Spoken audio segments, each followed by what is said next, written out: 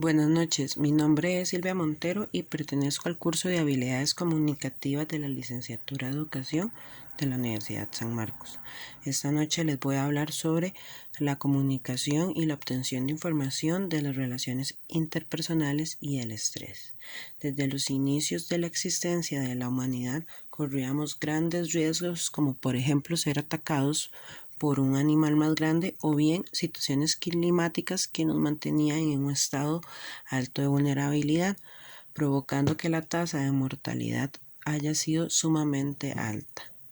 El ser humano instintivamente tiene mecanismos que nos ayudan como defensa a estas situaciones.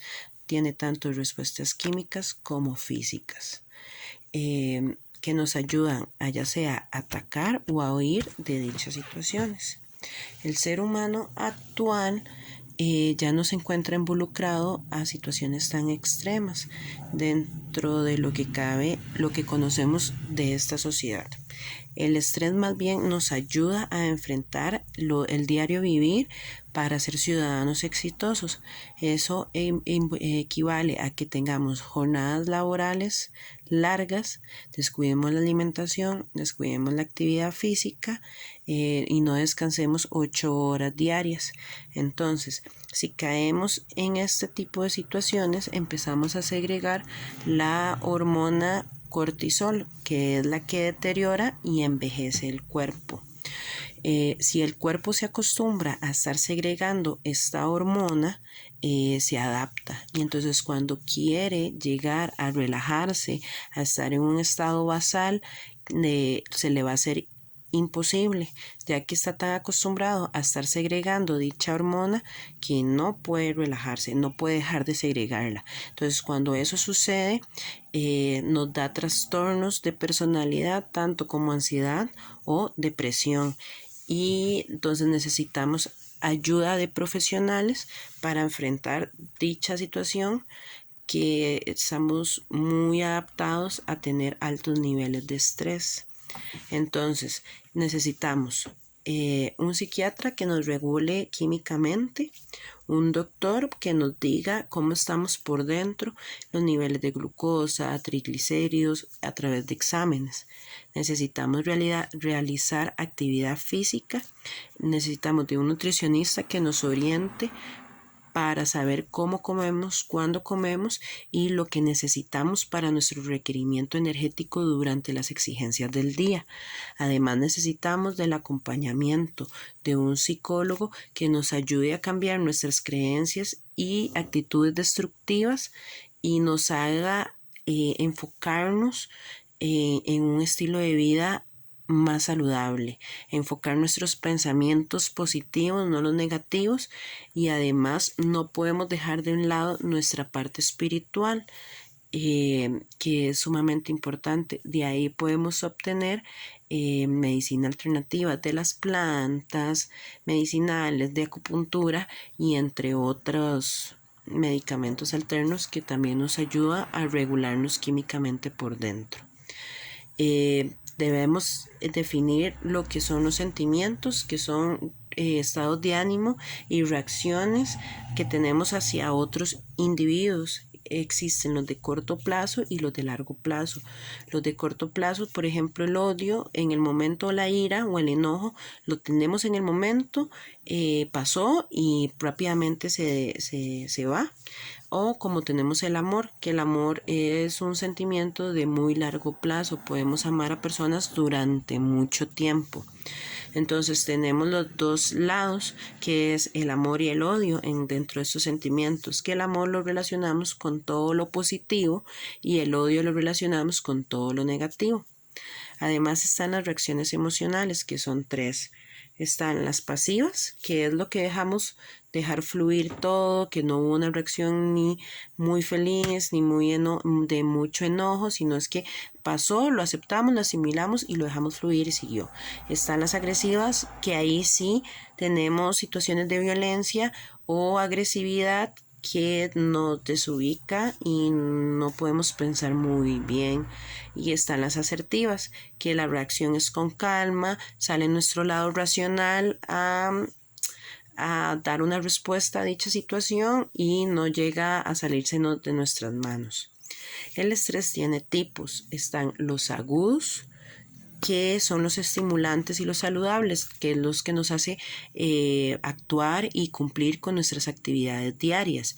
Está el agudo episódico, que ese es que tenemos muchos compromisos, nos saturamos de compromisos, logramos cumplirlos, pero estamos siempre limitados a tiempo, a estrés y ahí vamos saliendo, pero muy saturados. Y está el crónico, que ese es el que está fuera de control y nos lleva a trastornos de personalidad ya dicho mencionados. Además padecemos el síndrome de burnout, que es el síndrome del quemado. Generalmente las personas que se relacionan con otras personas padecen del síndrome del burnout, tanto como los profesores como los médicos. Eso es que tenemos tanto agotamiento emocional, mental y físico, que el cuerpo colapsa, la mente colapsa, las emociones colapsan y no podemos continuar con nuestra vida. Perdemos trabajos, perdemos amigos, perdemos relaciones, y lo único que necesitamos es lograr relajarnos y descansar de nuestro propio trabajo. También lo padecen los deportistas cuando entrenan durante mucho tiempo y no logran descansar y llegan a un punto que se queman. Entonces hasta desertan el trabajo por mala administración o por no tener un descanso adecuado.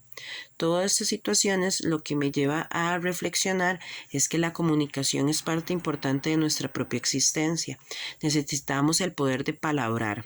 Entonces, gracias a la comunicación y con las demás personas, y la comunicación ojalá sea personas de confianza, cuando logramos palabrar, nosotros mismos podemos escucharnos y obtener una resolución tanto de nuestros propios roles, pensamientos, emociones, actitudes, y hasta poder controlar cómo son las exigencias de los demás que tienen sobre nosotros mismos.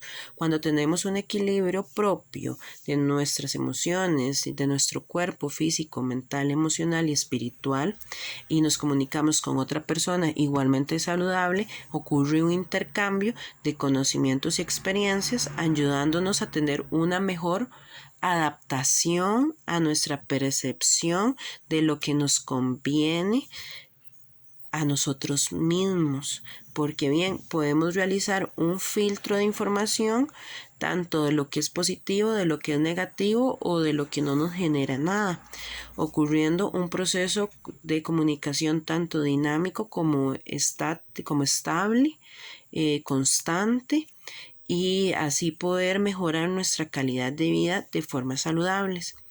La actividad que yo podría realizar para este tema sería agarrar un grupo de personas y ponerlos a actuar. Por ejemplo, decirles, tóquense en los pies, tóquense en las manos, brinquen, así, y luego se les explica que tienen que memorizar dicha actividad porque se les va a preguntar cuál fue la cuarta. Entonces, por ejemplo, se les puede decir que cuenten hasta 10 al revés, que actúen como un mono, que chasqueen los dedos, hacer como un gallo, decir la palabra cerebro, cerebro, cerebro 3 veces, saludar las manos sobre la cabeza, y después de que terminen esas actividades se les pregunta cuál fue la cuarta. Entonces, lo que pasa es que la estimulación de tantas actividades diariamente hace que provoquemos el estrés y la hormona del cortisol, lo que nos impide tener un aprendizaje de corto plazo. Entonces, y la memoria de corto plazo se ve interrumpida.